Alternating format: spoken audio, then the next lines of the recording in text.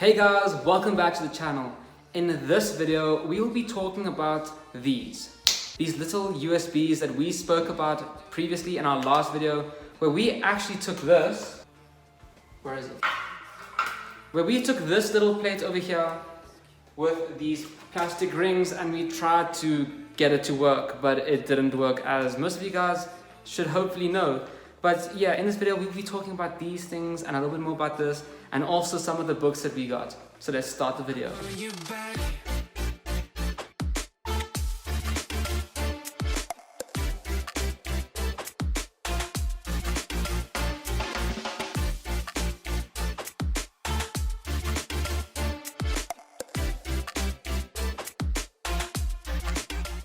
Okay guys, so as I said, we will be looking, I nearly dropped it. We will be looking at our little USBs over here, and we'll be looking at what is actually on them, because as I've said, I have no idea what is on them. I just have a general idea. Now, as I said in our last video, we took this plate and we tried to make the little rings around it that make pots like this in the background, if you guys remember that previous video.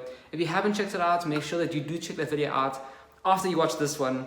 But we're going to put the rings around here so we can make little squares, which means that we can make our own type of net pots. Now, a couple of you guys said that I should turn the plate around and use these pins at the back. Now, the thing about this is that these are literally just the screws that hold the circular pieces here at the top together. And these circular pieces, I think they're like Australian cents. I realized today, I was actually looking at them like up close, and I see that it says like Australia on them, and there is some greening on them, which means that it's probably copper or something. But yeah, this is actually Australian money on here, so that's pretty cool, I guess. So yeah, anyway, this round bit here is necessary for the PVC rings, because this round bit gives you the square, obviously because it's a square shape, but it gives you that rounded corners that you normally get with square pots. If I were to use the backside here, these actual pins, firstly, the PVC rings would be going on the nuts at the back, which means that the corners would be jagged and not symmetrical even at all. And also, even if I did put the rings on the back, the rings are still too small, essentially, to put onto the pins here at the back. It's meant for the top here, and this is, as I said, it's literally like this, guys. So just wanted to let you guys know, so that you understand that I did actually really try. But I found out that I do have a big pot. I really thought that pot that I was using was the biggest one I have. I have a much bigger pot, so we will definitely do this again, guys. I don't know why I didn't even think about it. I didn't even know that I had a bigger pot, but it doesn't matter. Let's now take our little USBs and let's see what's on them. Okay guys, and now let's open up this little cassette holder with our USBs inside. So our first USB that we will look at is this one here, number 1, just because it's number 1. Let's put it in, let's see what we've got. Okay, so I've just opened up the USB now, and it looks like we have 8 videos over here on the USB, and everything else looks like pictures. So we have a lot of pictures that we have in here, guys. And obviously all these pictures are pictures of plants and other things that he's seen throughout the videos. So let me open up these videos and see what exactly is going on here. Okay, clear nightscape. 4 notches down. So I've gone through all of the different videos and the pictures on this USB here. And I'm not going to show it all to you guys because there's a lot of footage and a lot of pictures. But I will include a couple of these stills that he actually put it onto this USB so you guys can see exactly what he saw in these videos too. And yeah, it's essentially him literally walking throughout this park here and looking at all the different plants that are around there, all the the wildlife and the nature and all the different like buildings or different interesting landmarks, I guess, that you can find while walking with him here. So it's a super interesting video. And as I said before, if you guys do want to check out some of his videos like this, make sure that you check him out on YouTube. His channel name is Wretched Davian, so you can very easily go to his channel and actually watch his videos for yourselves. So what we're going to do now is we're going to take USB 1 out and we're going to see what's on USB number 2. Number 2. Oh, it's on both sides. Okay, now let's see what's on number 2. Imagine we just had like $1 million in cryptocurrency on this thing, guys. That would be insane. But we're not all that lucky, so let's see what we have on here. So I just opened it up now. It looks like we have more videos. The videos that's like a continuation of the videos that are on USB number 1. And a lot of pictures on this USB as well, guys. So definitely a lot of pictures and a lot of videos to actually go through. So as I said, I'm not gonna put these videos onto this video that I'm busy recording right now, because in this video would be like an hour or so long, and these are the same videos that he posts on his YouTube channel, and it's super interesting stuff. You know, obviously the native wild carnivorous plants native to Australia, he's looking at them all in his state, Southern Australia. So it is super cool to check that out. So now that we've actually gone through the 2 USBs and we know what's on them, let's now look at some of the books that we actually got, guys.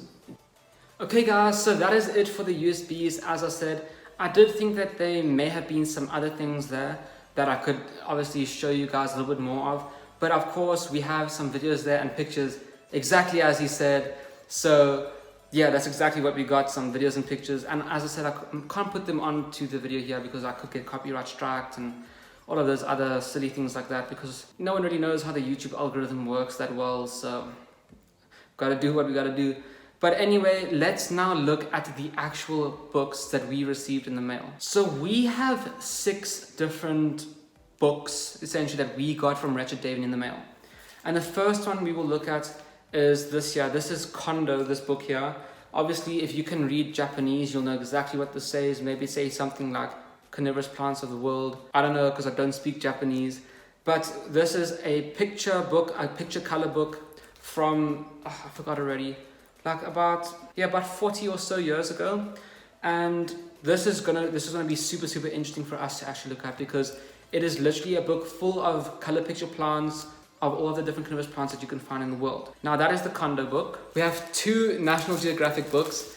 Obviously, like I said before, they're quite old, and I know you guys laugh at me when I say that, but these books are from 1989 and this one here is from 1964. So this one's about 40 years old and this one's about 60 or so years old.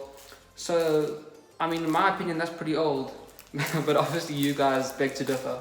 So we will open these up. I have actually not opened these up at all. They are still in the same wrapper that I received them in, because I just want to make sure that they stay protected, because obviously these are super cool books and I don't want to mess them up. And then the last 3 articles basically that we got is the Carnivorous Plant Newsletter of Australia. You guys in America, you have the Carnivorous Plant Newsletter. That's it, just newsletter. In Australia, it's of Australia. So yeah, pretty similar names. And we have 2 Trefford Park News articles as well, which will be super interesting for us to actually look at. So let's firstly start off with the Kondo book, like I originally stated. Now, I know some of you guys may find this video a little bit boring because we're just looking at books, but I think it is quite important and interesting to actually look at some of these, you know, books and whatever of carnivorous plants back from quite a few years ago, to actually compare how different things are now compared to then. Because obviously everything's pretty easy basically these days. If you want to see how Nepenthes looks, you just Google it, literally. Maybe back 40 years ago when smartphones weren't really a thing, where dial-up internet was actually quite difficult to actually access and not everyone had it, or even a computer, and there wasn't anything really like Google. It may have been very difficult for people to actually find out how these plants looked, especially in color, and a book like this would have been basically super awesome for someone who wants to see how all the different carnivorous plants may have looked. So what I will do is that I'm just going to show you guys a couple of the different pages. Maybe we'll look at each of the different species, or the different genuses of the carnivorous plants in this book, so that we can actually spend enough time going through each book and we don't spend the whole video only on one. So because it is a Japanese book, in Japan you read from right to left like this. So that's why it's Drosera on the right hand side, and then you have Utricularia all the way on the left. But if you do open it from the left to the right, you do get a little bit of English. See over here, just some information about the plants. But really what we're here for is to look at the actual plants themselves. And just to let you guys know, I'm pretty sure that this book has also been signed by the actual writer, the authors of the book. As you can see right there, the two signatures of Mr. Kondo and I think it's his brother as well. So that's super, super cool, guys. Anyway, let's look now at some of these pictures over here. If you can read Japanese, let me know what this says, because I can't. But it looks like the activity of the trap of the Venus flytrap while it closes, which that's pretty cool. And you can see a nice Venus flytrap picture over here. And to be honest, in my opinion, this is a really high quality picture. Especially like printed out like this. This is literally like a picture that if you were to post on the Facebook group these days, it literally looks that high quality that you wouldn't even know that this picture was maybe taken 40 or 50 years ago. So it just shows that even back then, the camera quality was actually pretty good. You know, as a kid growing up, you watch the sports on TV and you just see pixels everywhere. So where were those cameras back then? You know, I'm trying to watch something on TV and everything's just pixelated, but here in this book we have really good pictures, which is crazy. So here is some more Drosera pictures. Drosera falconeri over here on the left. Drosera erythrohiza. Guys, I can't speak. On the right here, these are tuberous Drosera. They look really, really cool. Some more Droseras. It looks like a pygmy on the right here. And Drosera linearis on the left. Super good pictures, guys. I'm very impressed with how this looks. So I can understand why Richard Davies says that when this first came off the press, everyone was super excited at the quality of it. I definitely understand now because these pictures are really, really good. Here is Drosera regii, the world's biggest sundew over here. So hopefully you guys can see the main picture itself of the actual Drosera is a little bit more pixelated or lower resolution than the picture of the flowers up here at the top. I hope that you guys can tell what I'm trying to say. But it looks like they may have had different cameras for the different pictures, because as I said, the main picture doesn't look as clear as the picture of the flowers. And also something that I just realized, guys, is look at the type of pots that they are growing the Drosera regii in. Those are terracotta pots. Now, some of you guys who know about Drosera regii, the king sundew, you guys know that they actually don't mind, you know, having minerals and fertilizers in their soil. Obviously not too much like what we did. We killed ours because we were idiots. But you can actually grow them in terracotta pots, obviously. And if you do want to grow your Drosera regii in a terracotta pot, you definitely can. So yeah, that's just something I just realized right now. Here's some nice pictures of some Sarracenia. You can see the flowers over there. That's Sarracenia purpurea flowers, and obviously the plants next to it. And here are some nice pictures of different Nepenthes. Here we have Nepenthes truncata, and here Nepenthes thorelii, Cephalotus, guys, the Albany pitcher plant, native here to Australia. On the left we have Biblis giganteae, some cool pinguicula pictures here of their flowers. Pinguiculas are actually fertilized or pollinated, by hummingbirds. So some of their different flowers are quite long for the actual tongue of a hummingbird, or even the hummingbird moth to have their tongue reach all the way into the flowers. Here we have some Utricularia, some cool traps over here. So very cool traps. And more Utricularia pictures over here. The nice red Utricularia colchii on the right. And Polypomphilox multifidia. I've never heard of that before, guys.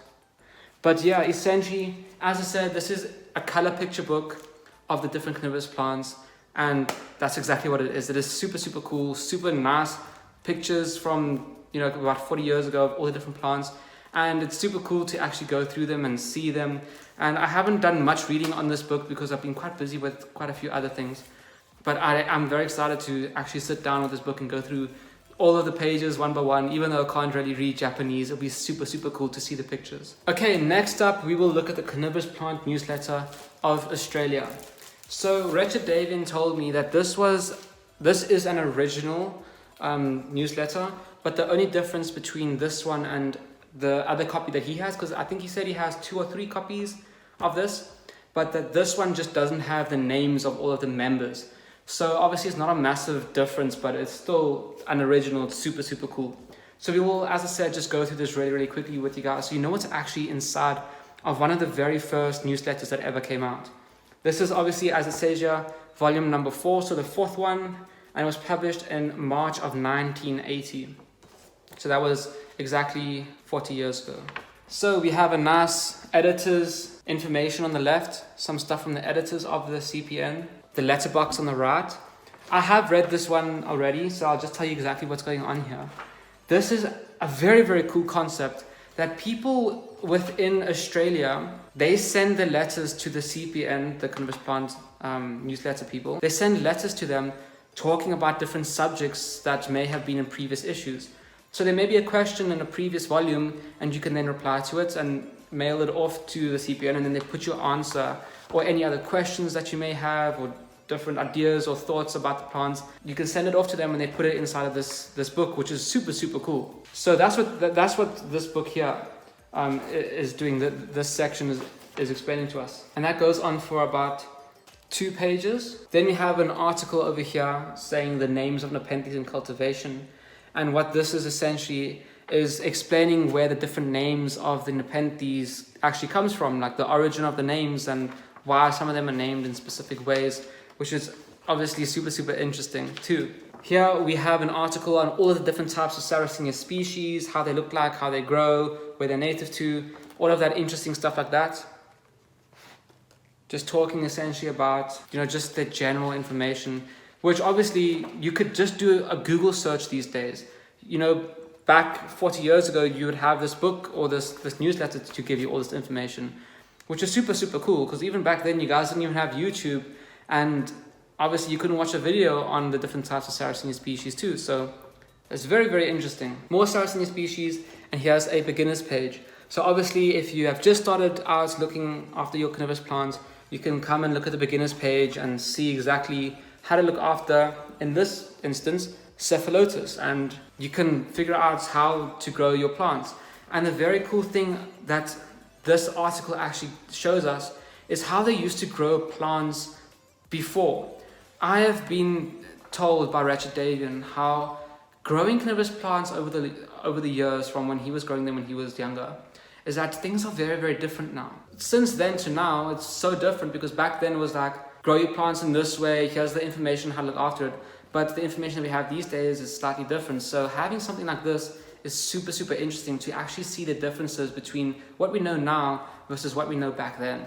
Okay guys, and I don't want to spend too long on this either, but we have some tips here on tuberous drosera from Mr. Alan Lowry, and we have a seed bank over here, and we have plants and seed sources, so essentially people who are selling plants, and how we can collect Gemma from Pygmy Droseras by Mr. Andre Horvath. He has a little device over here which is super, super cool.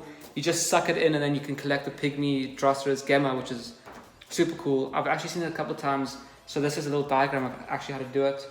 Some cartoons, carnivorous plants, author, like talking about the author, and at the back it's a trading post, so you can send off saying, I'm looking for this, I have this, whatever. So this is super, super cool to actually have, guys, and to see the differences between all these things. Okay guys, so we still have 2 of the catalogs from Triffid News, and we still have the 2 National Geographic books. I don't want to have this video going on for too long because there's quite a lot, but if you want me to look at each and every article or thing individually, let me know in the comments below, because then I can very easily do one video dedicated to each and every book, if that's what you guys are looking for. But I don't really think you guys would want me to just do one video just talking about a book. So that's why I'm just going over these things pretty quickly with you guys.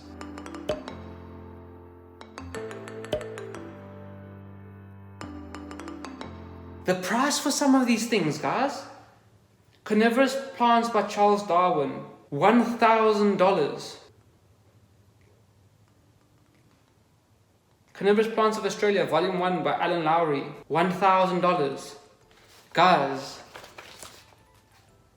the price for some of these books. Carnivorous Plants by B.E. Juniper and R.J. Robbins and D.M. Joel, $2,500.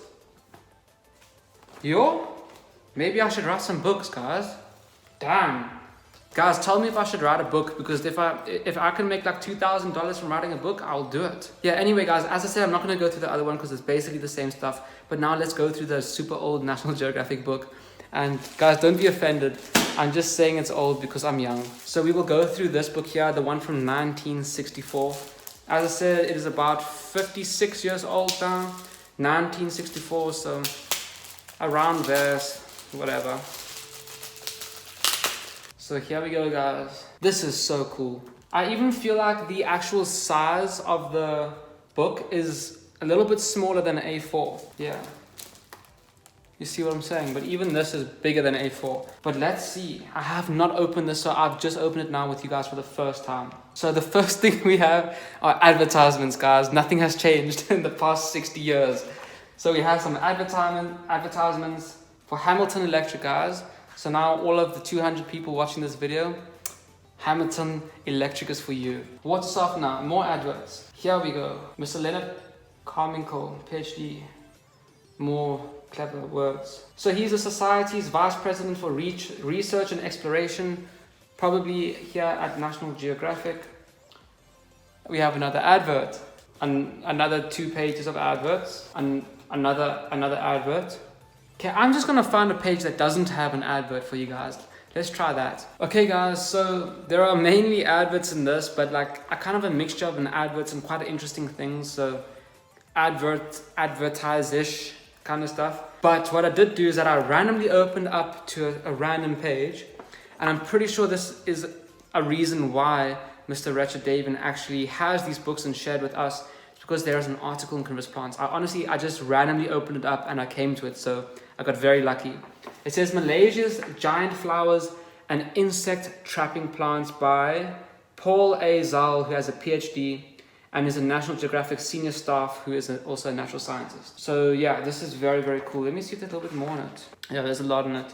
So here we can see the actual mountains that he went to. And here is a picture of the ampullaria on the right with an ant and a lady over there looking at the actual ampullarias. So they're about the size of an egg. They can get a little bit bigger than the size of an egg, but they're super cool plants to actually have. And I wish I could actually have them. And he shows you here his trip that he took on the airplane. But essentially, there's just more writings there. And here you can see them drinking out of the Nepenthes pitchers. I wouldn't do that because there's like bugs and whatever in there. But you can see all of the dried up insects that have been caught at the bottom left. And some more pictures of the actual plants. This looks like, what is this? Oh, okay, yeah. Okay, I thought it was Nepenthes rafflesiana. But it's this big flower, the world's biggest flower, which smells really bad, I've heard. But yeah, you can see how big it actually is. That guy can fit his head inside of that flower. And it's just more about the expedition and finding the different plants and whatnot. So, super cool stuff. This actually looks like a little velosa that they have over here on his hand. Yeah, it is a velosa. Super interesting. Just grab a plant out the wild like that. And here's some more. So that's essentially all that I'm going to talk about. There's a couple more pages in here talking about the carnivorous plants, which I'm not really going to go into with you guys because, as I said, these kind of videos may be quite boring. But as I said also, if you guys want to see more of them, let me know.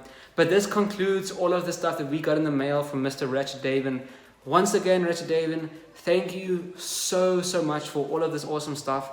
I really appreciate it. It is super cool to have some of these old books, some of these newsletters, that condo book as well. Sending us this new way of making some net pots for us. Sending us USBs of all your different videos and pictures that you've taken. And sending us those other pictures and those slides that you've also sent to us, the 3D slides. And obviously the seeds. Thank you so much for everything that you've sent to us. I really appreciate it, and it's super awesome to have these things. And I'm very glad to actually share this with you guys watching this video. So if you guys enjoyed this video, please remember to leave a like. And if you want to see more of these types of videos, let me know in the comments. And don't forget to subscribe. And I really hope that the next video that I can do for you guys is an update on our plants, because I keep saying I want to update you guys because the plants are growing really well right now. But I have not actually had a day where it's quite sunny and there's no noise outside, because the neighbors are like, they're like renovating their house or something. They're like with the grinder, they're taking all the sand off, and yo guys, but the plants are looking super good. So I'm really do want to do an update for you guys. So make sure you subscribe to the channel. Anyway, this is quite a long video now, so I'll see you guys in the next episode.